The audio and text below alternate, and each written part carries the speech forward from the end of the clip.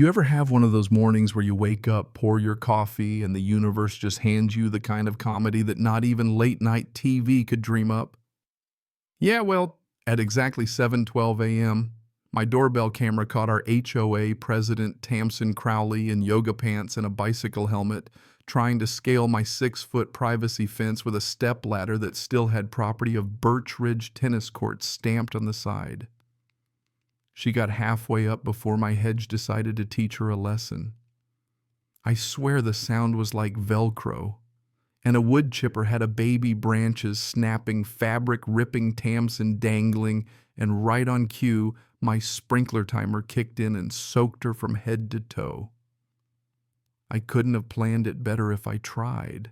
Let me back up a sec because you need the whole circus to appreciate this act. My name's Marcus Hale.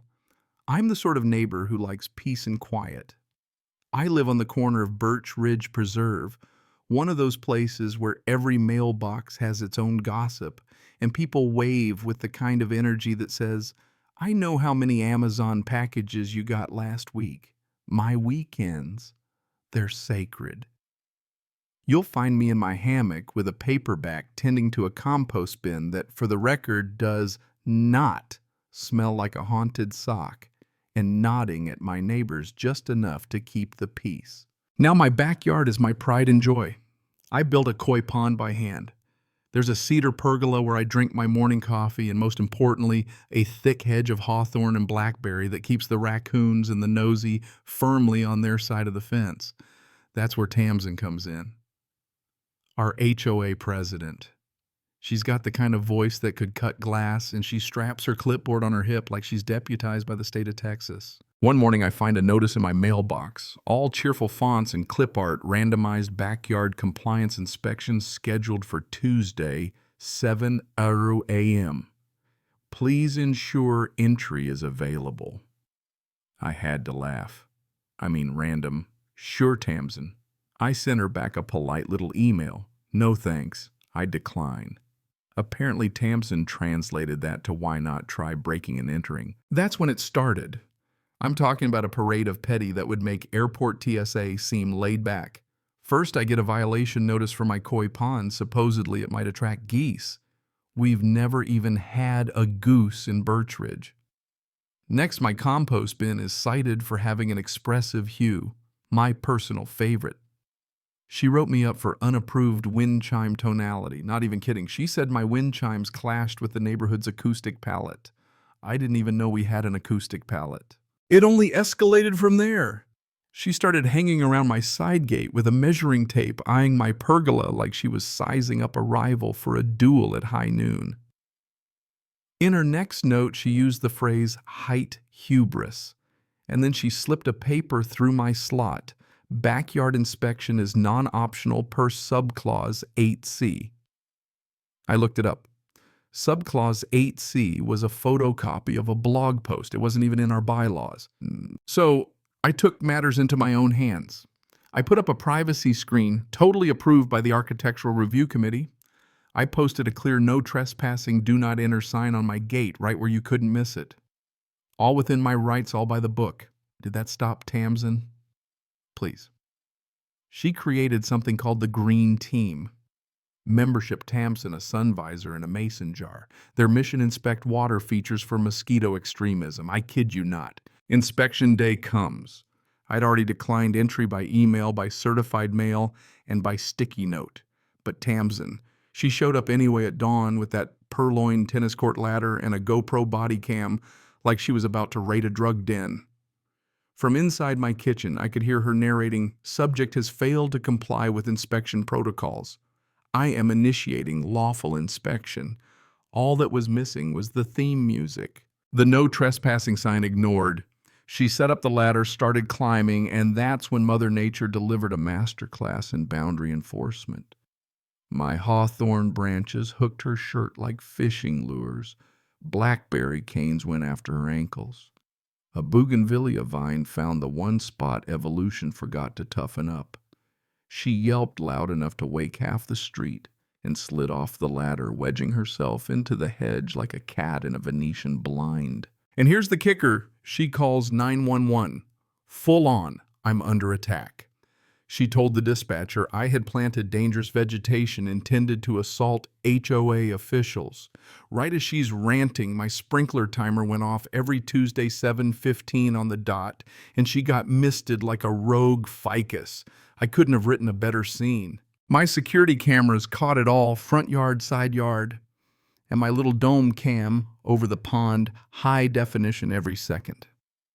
Officer Rangel, our local cop, old school, nothing surprises him, pulls up and finds Tamsin dangling in the hedge-soaked, yelling into her phone.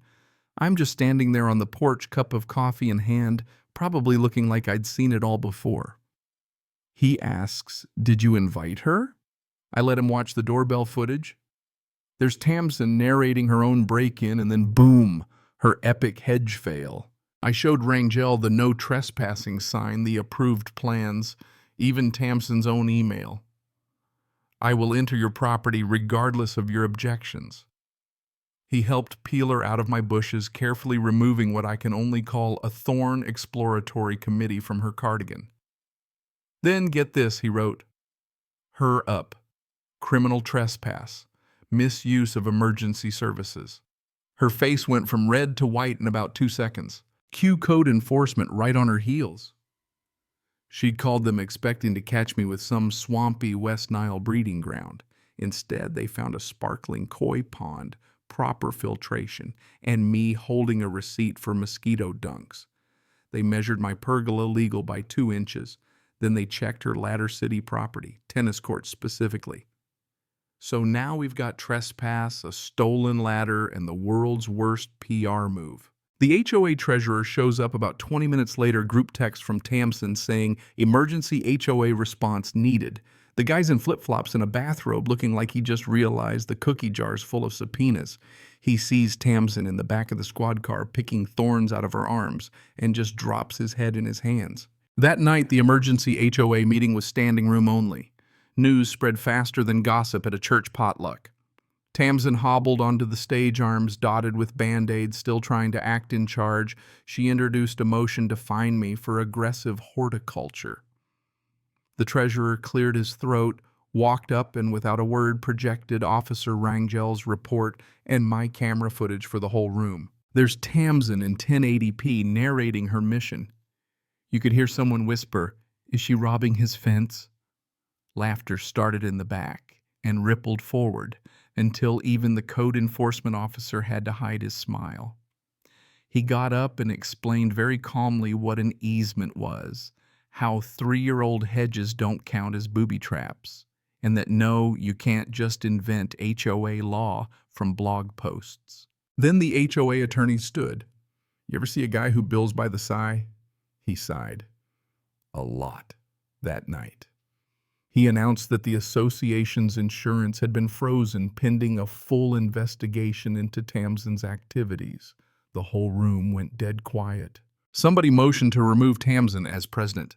Passed only 1 vote against, and that was her own. Next motion, reimburse me for hedge damage and my lawyer's fees.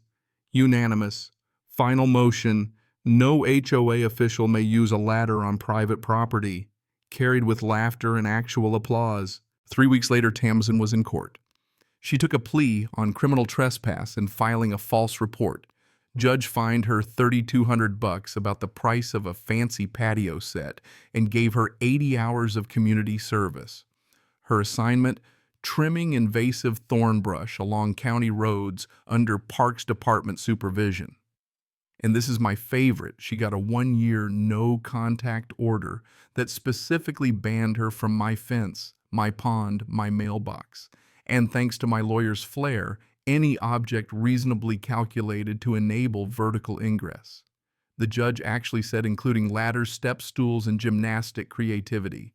Tamsin just stood there, mouth open, finally realizing the price of her own circus. So tell me, where do you draw the line between standing your ground and standing up to nonsense? Have you ever dealt with an HOA gone rogue? Drop your story below. Tell me where you're watching from, or just sound off about justice, because honestly, after this, I think I've earned the right to enjoy my morning coffee in peace. And hey, if you believe in property rights, hit that share your own backyard battles and Let's see who's got the wildest HOA story in the comments.